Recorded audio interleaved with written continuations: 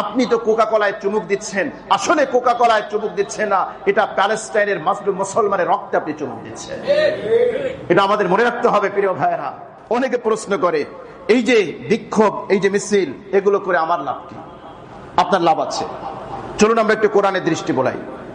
মহাগ্রন্থ আল কোরআনুল কারীম সূরা তাওবা আয়াত নম্বর 120।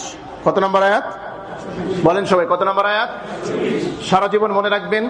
এবং যারা এই ধরনের আওয়াজ তুলে ধর্মীয় কাজে আপনাকে অনুৎসাহিত করে, নিরুৎসাহিত করে, তাদের ক্ষেত্রে এটা দাঁত ভাঙ্গা জবাব। কিছু কাপুরুষ আছে যারা নিজেরা অংশগ্রহণ করে না, অন্য মানুষকেও নিরুৎসাহিত করে। দেখুন আল্লাহ রাব্বুল আলামিন এই আয়াতে কারিমার মধ্যে কি বলেছেন? সূরা তাওবা আয়াত নম্বর কত?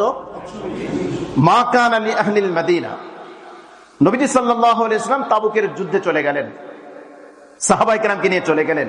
কিছু মুনাফিক মদিনায় থেকে গিয়েছে, আর কিছু মুসলিম যাদের গ্রহণযোগ্য কোনো কারণ ছিল না, তারাও রয়ে গিয়েছিল। তাদের ব্যাপারে সূরা তাওবায় ডিটেইলস আল্লাহ পাক আলোচনা করেছেন। এক পর্যায়ে আল্লাহ পাক বলেন, মা কানা লি আহলিল মাদিনা ওয়া মান হাওলাকুম মিনাল আ'রাব। মদিনা এবং মদিনার আশেপাশে যারা আছে, এদের জন্য সমীচীন নয় আইয়াতাখাল্লাফু আর রাসূলিল্লাহ, আল্লাহ রাসূল দ্বীনি কাজে বের হবেন আর এরা পিছনে বসে থাকবে। এটা কোনো মদিনাবাসী এবং কোন মুমিন, কোন মুসলমানের জন্য সমীচীন নয়, উচিত নয়, জায়েজ। বুঝে আসছে কথা? আল্লাহ রাসূল যখন দ্বীনি কাজে, ইসলামের কাজে বের হবেন, জিহাদের ময়দানে বের হবেন, রাসূল জিহাদের ময়দানে চলে যাবে, আর আপনারা এইখানে বসে আরামায়েশ করবেন, এটা কোন মুমিন, কোন মুসলমানের জন্য, কোন মদিনাবাসীর জন্য এটা জায়েজ নয়, সমীচীন নয়। ওয়ালা ইয়ারকাবু বিআনফুসিহিম আন নাফসিহি, রাসূলের জীবন থেকে তোমরা তোমাদের জীবনকে বেশি মহব্বত করবা, বেশি ভালোবাসবা। রাসূলের জীবন থেকে তোমরা তোমাদের জীবনে নিরাপত্তা দেওয়ার জন্য বেশি আগ্রহী হবা। কোন মুমিন, কোন মুসলমান, কোন মদিনাবাসীর জন্য এটা জায়েজ নেই, এটা উচিত নয়। যালিকা বিআন্নাহুম, এ বিধান কেন? লা ইউসিবুহুম যামাউন, ভালো করে মনে রাখবেন, তারা আল্লাহর রাস্তায় বের হয়ে, জামা মানে পিপাসা, কোন পিপাসায় যদি আক্রান্ত হয়, ওয়ালা নাসাবুন, কোন ক্লান্তি যদি তাদেরকে স্পর্শ করে, ওয়ালা মাখমাসাতুন ফি সাবিলিল্লাহ, আল্লাহর রাস্তায় গিয়ে কোন ক্ষুধা, এগুলো যদি তাদেরকে স্পর্শ করে।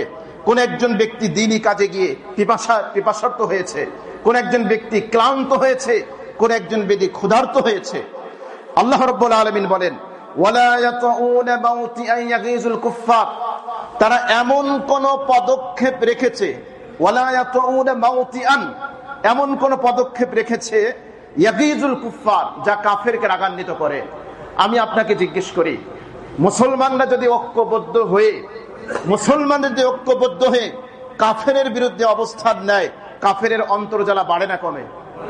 মুসলমানদেরকে ঐক্যবদ্ধ হতে দেখলে, ঐক্যবদ্ধ কোন স্লোগান, ঐক্যবদ্ধ কোনো কিছু যদি দেখে, তাহলে কাফেরদের অন্তর্জ্বালা বাড়ে না? ওরা কি চায় যে মুসলমানরা ঐক্যবদ্ধ হয়ে কোনো পদক্ষেপ গ্রহণ করুক? চায় না। ওয়ালা ইয়াতুনা মাউতিয়াইয়াজুল কুফফার, সেটা বিক্ষোভ হতে পারে, সেটা মিছিল হতে পারে, সেটা যে কোনো কিছু হতে পারে। কাফেরদের মনে যদি ক্রোধের উদ্রেক ঘটায়, তাহলে কয়টা হলো? চারটা জিনিস।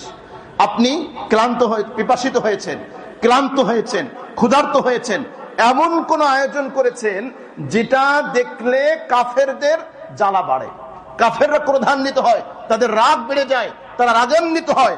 আল্লাহ বলেন, ওয়ালা ইয়ানালুনা মিন আদুবিন নাইলান, অথবা শত্রুর পক্ষ থেকে কোনো কিছুতে আপনি আক্রান্ত হন। পাঁচটা জিনিস।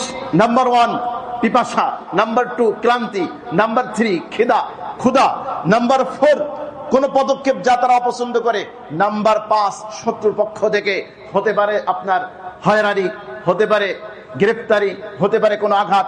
এই 5টা জিনিস যদি হয়, আল্লাহ বলেন, ইল্লা কুতিবা লাহুম বিহি আমালুন সালিহ, প্রত্যেকটা পদক্ষেপকে আল্লাহ পাক নেক আমল হিসেবে লিপিবদ্ধ করার ব্যবস্থা করে দেন। তাহলে দ্বীনি বিষয়ে পদক্ষেপ গ্রহণ করলে সওয়াব আছে না নাই? ইন্নাল্লাহা লা ইউদিউ আজরাল মুহসিনিন, আল্লাহ পাক সৎকর্মপরায়ণশীলদের উজরত, সওয়াব, বেনিফিট, অ্যাওয়ার্ড, প্রতিদান, এগুলোকে তিনি বিনষ্ট করেন না।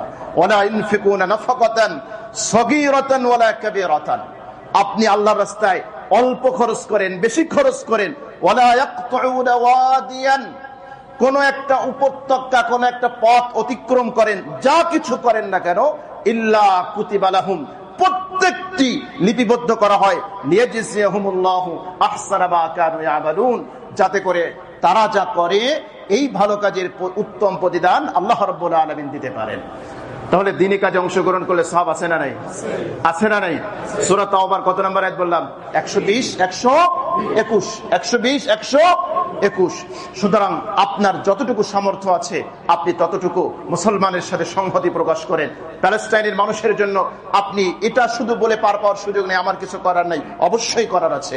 আপনি দোয়া করতে পারেন, আপনি আর্থিক সহযোগিতা করতে পারেন, আপনি শত্রুদের ইসরায়েলের পণ্যগুলো বর্জন করতে পারেন, প্রোডাক্টগুলোকে আপনি বর্জন করতে পারেন। আপনি এগুলো করে আপনি তো কোকা কোলায় চুমুক দিচ্ছেন, আসলে কোকা কোলায় চুমুক দিচ্ছেন না, এটা প্যালেস্টাইনের মাজলুম মুসলমানের রক্তে আপনি চুমুক দিচ্ছেন। এটা আমাদের মনে রাখতে হবে প্রিয় ভাইয়েরা। আপনি এটা করলে পার পেতে পারবেন না যে আল্লাহ আমার 1000 মাইল দূর থেকে আমার কিছু করার ছিল না। অবশ্যই আপনাকে অতটুকু জিজ্ঞেস করা হবে যতটুকু আপনার সামর্থ্য আছে। হ্যাঁ, আপনাকে এটা বলা হবে না আপনি ওইখানে গিয়ে সরাসরি যুদ্ধ কেন করেন নাই, এটা আপনার জন্য অনেকটা কঠিন ব্যাপার, কিন্তু যা আপনার করার ছিল এতটুকু অন্ততপক্ষে আপনি করতে পারেন। এজন্য আল্লাহর কাছে দোয়া করুন, তাদের জন্য যা কিছু করার থেকে আপনি করেন, আপনি শত্রুর প্রোডাক্ট বর্জন করেন। আপনারা জানেন, সবাই জানেন যে আগামীকাল মার্চ ফর গাজা এটা অনুষ্ঠিত হবে। মার্চ ফর গাজা এটা অনুষ্ঠিত হবে শাহবাগ থেকে সোহরাওয়ার্দী উদ্যান। আমি এখানে কোরআনের আয়াত এজন্য বললাম যে আপনি যদি একটা পদক্ষেপও রাখেন, আল্লাহ বলছে, এটা হাদিস না, এটা কোরআন, আল্লাহর কোরআন বলছে যে এটা লিপিবদ্ধ করা হবে, আল্লাহ পাকের বিনিময় আপনাকে দান করবেন।